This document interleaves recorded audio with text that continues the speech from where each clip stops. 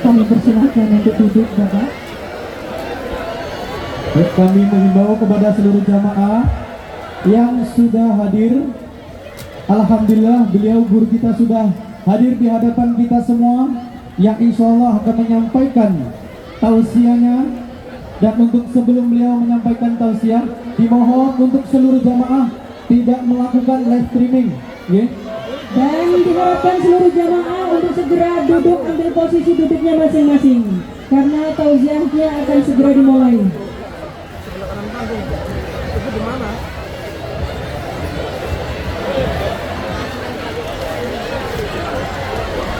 Diharapkan jangan live streaming ya.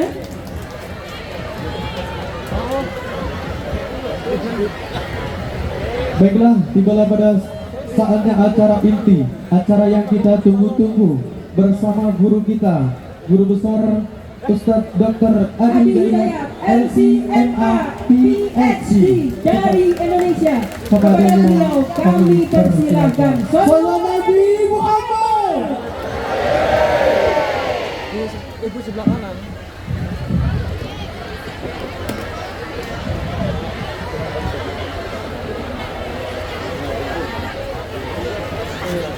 Oh, itu begitu.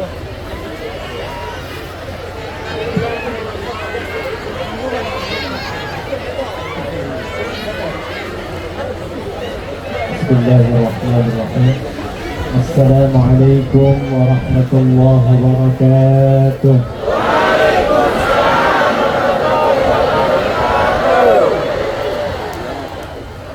Alhamdulillah Rabbil Alamin. Wassalatu wassalamu ala nabiyyina wa sayyidina sayyidil anbiya'i wal mursalin nabiyyina Muhammadin wa ala alihi wa sahbihi wa dhurriyyatihi wa ummatihi ila yaumiddin. Apa kabar semuanya? Yang kita hormati, kita muliakan seluruh keluarga besar Muslim Indonesia di Taiwan ini, Rosmi, keluarga dari Al-Amin, baik ada yang juga dari Ormas, PCINU, PCIM, kemudian seluruhnya tanpa kecuali. Saya dengar Pak Wali Kota juga tadi hadir ya. Kita doakan mudah-mudahan beliau senantiasa diberikan kesehatan dan kebaikan dalam memimpin kota ini. Kita ucapkan terima kasih kepada juga bagian dari kepolisian yang mensupport dan memudahkan acara ini. Semoga semuanya diberkahi oleh Allah Subhanahu wa Ta'ala. Ini kok banyaknya ibu-ibu ya. Baik, tema kita di siang hari ini yang diberikan kepada kami adalah tentang bagaimana membentuk generasi milenial yang berakhlak. Betul ya? Jadi teman-teman sekalian, izinkan saya memanggil teman-teman dulu. Kini generasi manusia itu sering dibagi sekarang pada dua bagian, dan semuanya nanti mengaku milenial. Ada generasi Y, ada generasi Z. X jarang dimasukkan karena kelahiran 60-an sampai 80-an, itu awal dari perkembangan generasi yang kedua. Dua terakhir disebut dengan milenial karena di generasi ini tumbuh dan lahir dengan perkembangan digital, kemudian karakter masyarakatnya berbeda yang membentuk perilaku yang tidak sama dengan generasi-generasi sebelumnya. Tapi yang menarik, di dalam Islam semua ukuran, semua keterangan tentang pergantian masa dan generasi itu tidak hanya kemudian disifati atau dijelaskan dengan kode-kode seperti X, Y, dan karakter, tapi juga menariknya 15 abad yang lalu Nabi Muhammad SAW sudah menjelaskan tentang keadaan-keadaan setiap pergantian zaman. Dan dalam keterangan itulah kemudian kita sebagai umat Nabi Muhammad SAW diminta untuk melihat kira-kira kita itu ada di zaman yang cirinya bagaimana, karakternya seperti apa, sehingga nanti dengan mengetahui ciri-ciri yang disebutkan oleh Nabi itu, bukan hanya kita bisa hidup menjalani kehidupan di era itu dengan baik, tapi juga menjadi generasi unggul yang maju dan bermanfaat. Itulah sebabnya siang hari ini, karena ini istimewa, tidak biasa, saya dengar ada yang datang juga dari tempat yang jaraknya kurang lebih 5 jam dari sini ya. Boleh angkat tangan yang mana itu? Oh, Masya Allah. Jam berapa berangkat tadi? Sudah sholat subuh. Alhamdulillah. Baik, saya berikan hadiah dulu ya. Hadiahnya hadis Nabi aja. Baik, tersebut dalam Sunan Ibnu Majah, diriwayatkan nanti oleh sahabat mulia Abu Darda radhiyallahu taala anhu, dari Nabi sallallahu alaihi wasallam, beliau bersabda, qala Rasulullah sallallahu alaihi wasallam, man salaka tariqan yaltamisu fihi ilma sahhalallahu lahu tariqan ilal jannah. Siapapun, laki-laki, perempuan, besar, kecil, tua, muda, yang menempuh perjalanan yang tidak mudah, kadang berliku, dengan satu niat untuk belajar tuntunan agamanya, walaupun itu sedikit saja, satu hadis, satu ayat, tapi dia niatkan betul untuk belajar tuntunan agamanya, sahhalallahu lahu tariqan ilal jannah, maka Allah perintahkan pada malaikat di hari kiamat kelak, cepat catat amalannya itu untuk mempercepat langkah kaki dia ringan memasuki surga. Wa innal malaikata la tad'u ajnihataha ridan li talibil ilmi.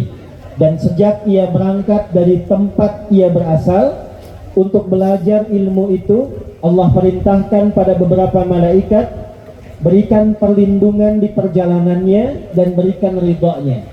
Ridha malaikat itu setidaknya punya 3 arti. Yang pertama, yastaghfiru li talibil ilmi, memohonkan ampunan pada para penuntut ilmu. Jadi teman-teman yang datang dari dekat, apalagi dari jauh, tadi sudah berangkat, sekarang tiba, sampai pulang lagi, manfaatkan kesempatan pertama ini untuk memohonkan ampunan pada Allah Subhanahu wa taala, karena dalam perjalanan itu bukan hanya sekedar istighfar, malaikat diperintahkan oleh Allah aminkan permintaan ampunannya, dan seketika Allah menurunkan ampunan. Nah, itu yang terjadi pada seorang yang pernah berbuat maksiat, membunuh 100 orang, konsultasi, dia ingin tobat, diarahkan datang ke majlis ilmu, di perjalanan dia meninggal dengan istighfarnya. Maka Allah perintahkan ukur jaraknya, ternyata lebih 1 jengkal ke tempat tujuan ke majlis ilmu. Maka Allah perintahkan, faqad waqa'a ajruhu 'ala Allah, pahalanya telah ditetapkan, dosanya diampuni oleh Allah Subhanahu wa taala. Yang kedua, juga memohonkan kepada Allah untuk mampu dan bisa mengabulkan doa-doa yang dimintakan oleh penuntut ilmu. Itulah sebabnya kenapa kita diajarkan dari berangkat kita berdoa, di jalan kita berdoa, di majlis kita berdoa, selesai kemudian kajian mengaji kita berdoa, karena ada malaikat yang menyertai majlis ilmu itu dan memohonkan kepada Allah Subhanahu wa taala untuk mengabulkan permintaan yang dimohonkan kepadanya. Mbah Hashim Asy'ari itu punya 17 kitab. Kitab pertamanya itu ada namanya Adabul Alim wal Muta'allim. Di halaman ke-15, di paragraf yang kedua, di baris yang pertama, beliau mengutip hadis Nabi sallallahu alaihi wasallam tentang keterangan Nabi kalau ada yang melalui Riyadul Jannah, taman-taman surga. Sekarang kita ada di taman Di daerahnya apa namanya? Chungli. Taman-taman surga sekarang ada di Taman Chungli. Kata Nabi, idza marartum biriyadil jannah, jika kalian melewati taman-taman surga, farta'u, maka semangatlah, maka bergeraklah, maka gembiralah. Faqila ya Rasulullah, maka ditanyakan kepada Rasulullah sallallahu alaihi wasallam, ma riyadul jannah, apa itu taman-taman surga? Faqala Rasulullah sallallahu alaihi wasallam, maka menjawab Rasulullah sallallahu alaihi wasallam, halaqatul dzikri ay majalisil ilmi. Maka kata Nabi, itulah halaqah zikir, itulah penjelasan para ulama, majlis-majlis ilmu. Maka kalau sudah tiba di tamannya, kata Nabi, semangatlah, kata Nabi, bergembiralah. Kenapa? Karena diantaranya malaikat menyertai datang dan mengaminkan doa-doa yang dimohonkan kepada Allah Subhanahu wa taala. Nah, yang ketiga, ini yang paling penting, nanti ditafsir di hadis Muslim. Perhatikan keterangannya. Majtama'a qaumun fi baitin min buyutillahi yatluna kitaballahi wa yatadarasunahu fima bainahum illa ghashiyatuhumur rahmah wa haffathumul malaika nazalat alaihimus sakinah wa dzakarahumullahu fi man 'indah. Paham? Tidak. Tidaklah orang-orang kumpul di satu tempat yang disukai Allah. Di antara tempat yang disukai Allah, tempat yang digunakan untuk kebaikan, mengaji dan meningkatkan zikir, kecuali Allah utus malaikat di tempat itu untuk memberikan 4 hal. 1. Nazalat alaihimus sakinah, diberikan ketenangan, kedamaian, ketentraman dalam jiwa orang-orang yang datang.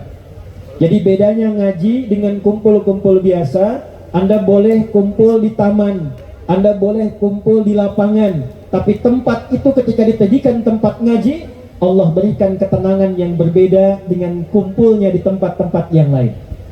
Yang kedua, ini kalimat yang indah, wa haffathumul malaika, kemudian malaikat berkumpul, wa ghasyiyatuhumur rahmah, untuk menaungi para penuntut ilmu dan memberikan rahmat-rahmat Allah Subhanahu wa taala.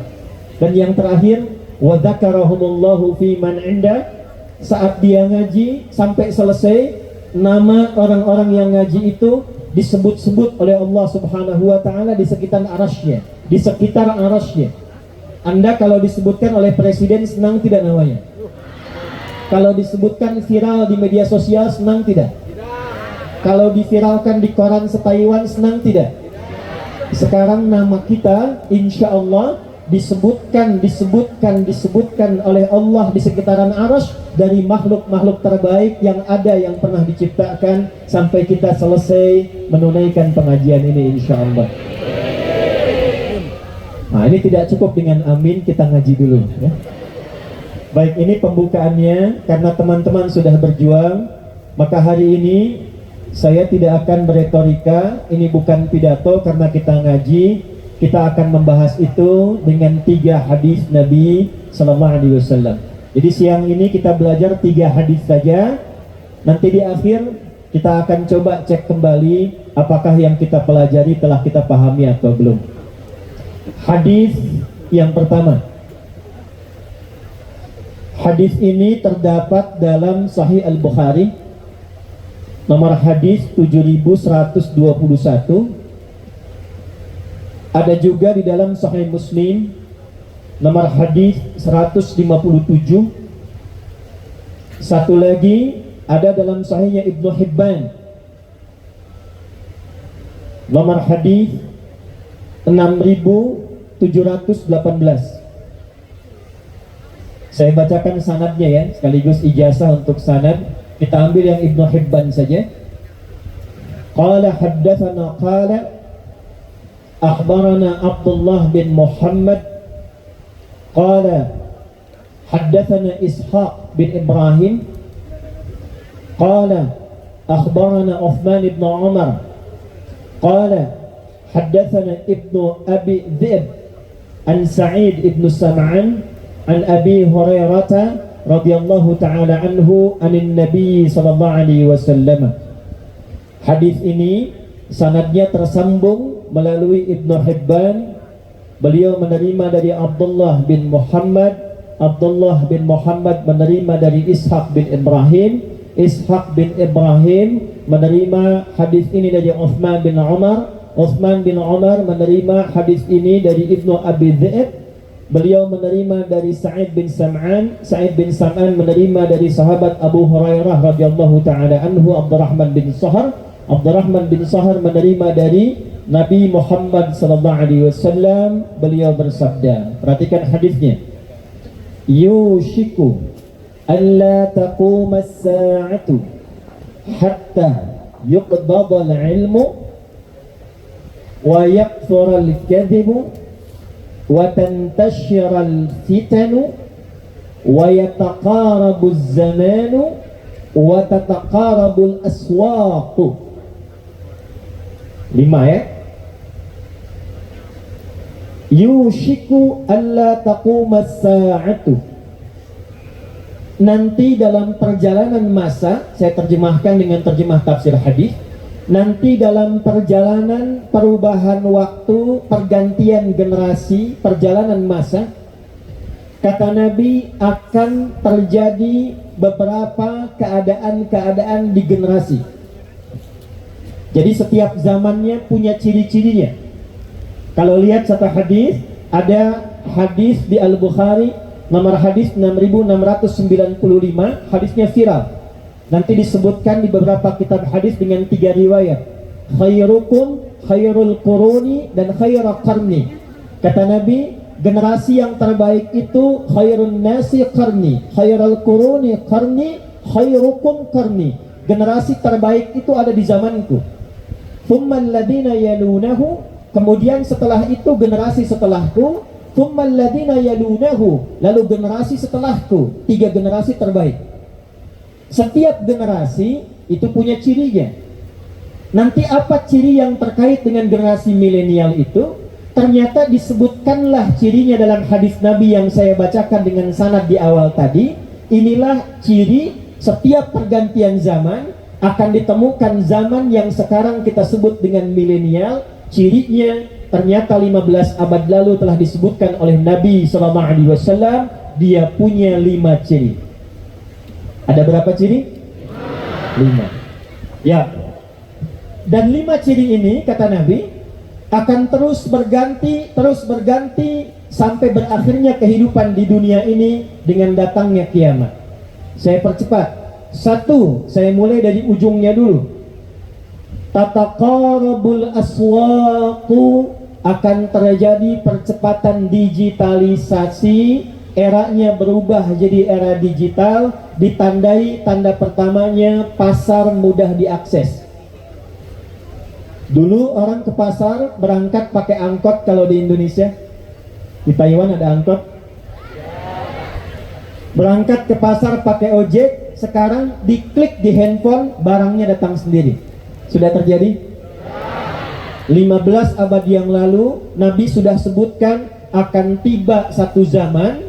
Di zaman itu beda dengan zaman sebelumnya. Kalau ke pasar berangkatnya manual, di zaman itu pasarnya semakin dekat, kata para ulama. Itulah ciri di saat orang-orang yang hidup di zaman itu terjadi percepatan digital. Ini mustahil kalau bukan seorang nabi, seorang rasul. Apakah ada manusia yang lahir di padang pasir? Tidak ada teknologi pada masa itu. Tempatnya sangat terbelakang, diapit Romawi dengan Persia, tengah-tengah padang pasir, tandus, air tidak keluar, tapi bisa mengatakan nanti akan ada zaman pasarnya mudah diakses dan terjadi percepatan digital. Terjadi sekarang? 1. 2. Wa yataqarabuz zaman. Nanti akan tiba waktu, masanya, perjalanan waktunya terasa begitu cepat. Dalam hadis At-Tirmidzi akan terasa setahun seperti sebulan, sebulan seperti sepekan, sepekan seperti 1 hari. Rasanya baru kemarin padahal sudah lewat setahun. Dan 1 hari rasanya baru sekejapan saja. Panitia untuk tabligh akbar saat ini boleh jadi mempersiapkannya 1 bulan, 2 bulan. Ternyata ketika tiba masanya, rasanya baru kemarin persiapan kan? Sudah terjadi? Berarti 2 tanda terpenuhi. 3, karena terjadi percepatan digital, eranya berubah. Dulu banyak offline, sekarang jadi apa? Online. Ceramahnya pun sekarang banyak yang live tuh. Ya. Dulu belanjanya onsite atau offline, sekarang online. Dulu ceritanya offline, sekarang online. Maka ngaji pun akan berubah keadaannya. Para ulama pun akan berbeda keadaannya. Kata Nabi, hatta yuqbadal ilmu. Maka ketika digital itu berkembang, waktu terasa cepat, banyak yang akan muncul orang-orang umum pun buat konten tentang agama, ngajar tentang agama, yang pakar jadi hilang, yang tak jelas jadi muncul, dan ilmu mulai tercabut. Bagaimana ilmu tercabut? Perhatikan di hadis Muslim, innallaha la yaqbidul ilma intiza'an yantazi'uhu minal ibad walakin yantazi'uhu biqabdil ulama hatta idza lam yabqa alima atau lam yabqa alimun ay yubqi alima ittakhadha an-nasu ru'usan juhala fasu'ilu fa'aftau fadallu wa adallu.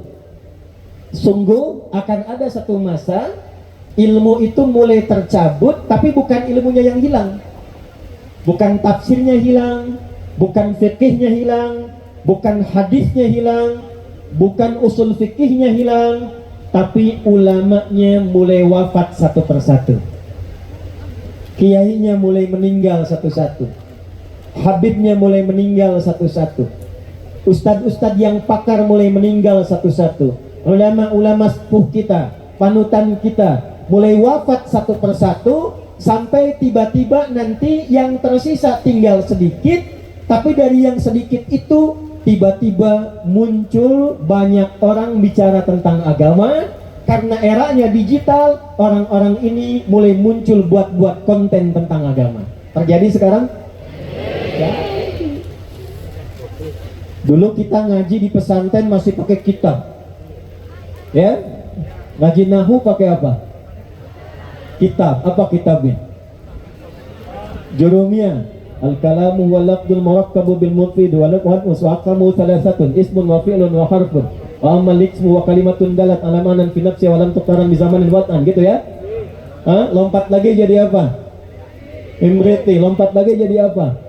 Alfiyah. Kalamuna lafdun mufidun kastaqim wasmun wa fi'lun thumma harfunil kalim wahiduhu kalimatun wal qawlu am wa kalimatun biha kalamun qad yu'am bil jarri wat tanwini wan nida wa al wa musnadin lismi tamyizun hasal bita fa'alta atat wa ya if'alli wa nulik balan hikmun yanjali, gitu kan? Nanti eranya akan berubah itu semua. Yang sorofnya fa'ala yaf'ilu, fa'ala yaf'ulu, fa'ala yaf'alu, itu akan berubah menjadi tak takayu tak tiku tiktokan, fasbakayu fasbiku fasbuka, instagrama yang instagrimu instagraman, tuh taba ya tubuh youtuban.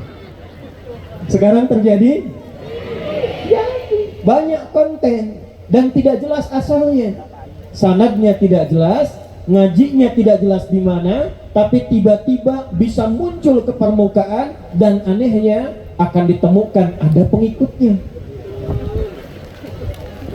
Dan kalau ditanya keluar fatwanya, terjadi tidak? Sekarang terjadi. Perhatikan, kita hanya menyebut milenial, Nabi SAW mengingatkan di beberapa abad yang lalu. Terus lanjut.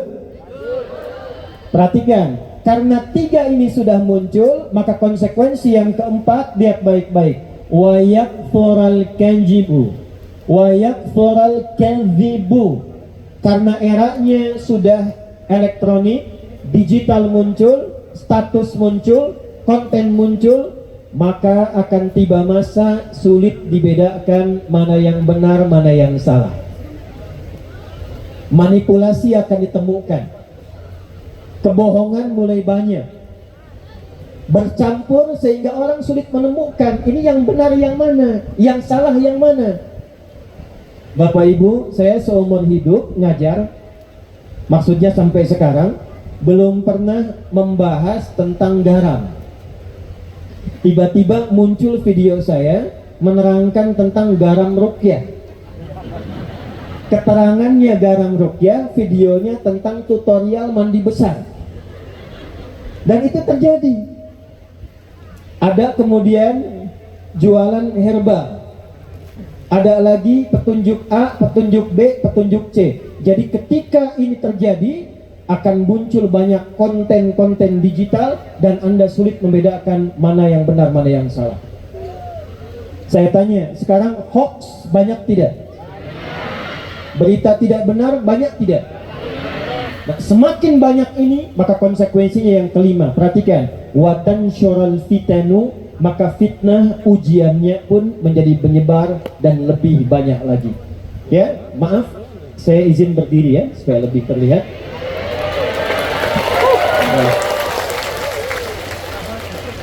Nah, ini tandanya kita mulai ngaji serius ya. Karena yang buat konten itu sudah banyak. Nah, ini pembuat konten tuh. Ini yang disebut hadis Nabi itu ya. Kontennya jadi beragam.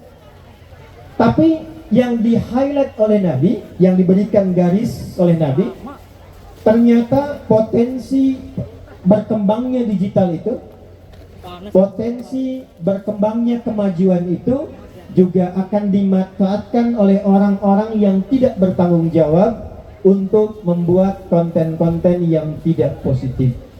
Nah, sekarang pertanyaannya, di era semacam itu, bagaimana Nabi membimbing kita untuk memanfaatkan kemajuan era dan perkembangan zaman seiring dengan masanya, tapi tetap kita menjadi generasi yang terbaik dan berakhlak. Itulah tema yang akan kita bahas di kesempatan siang hari ini. Jadi ini mukaddimah yang kedua. Sekarang kita masuk isinya. Ayo saya tanya sebentar dulu ya.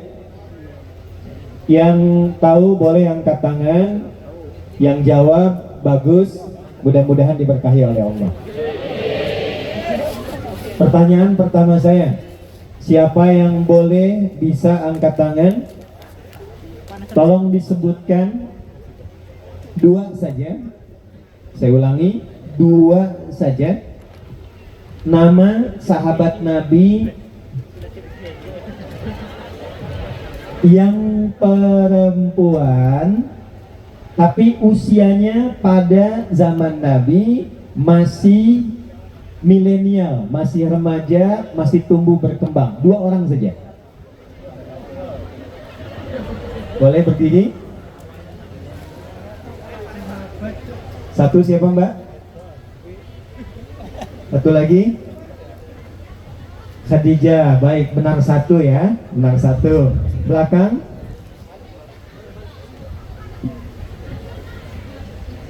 Sebentar ya, kasih Mbak silakan. 1 siapa? Sayyidah Aisyah. 1 lagi? Hampir sama dengan yang 1, boleh duduk lagi. 2 perempuan saja. Ini saking banyaknya perempuan, 2 sahabat Nabi, ya. Boleh angkat tangan Ibu? Ya. Asma binti Yazid. 1 lagi? Baik, baik. Ada lagi yang lain? Halim. Baik, perempuan dulu ya. Mana yang mana? Assalamualaikum Ustaz. Nah, salam silakan. Yang pertama Halimah binti Sa'ah, yang kedua Fatimah Binti Halimah binti Oh.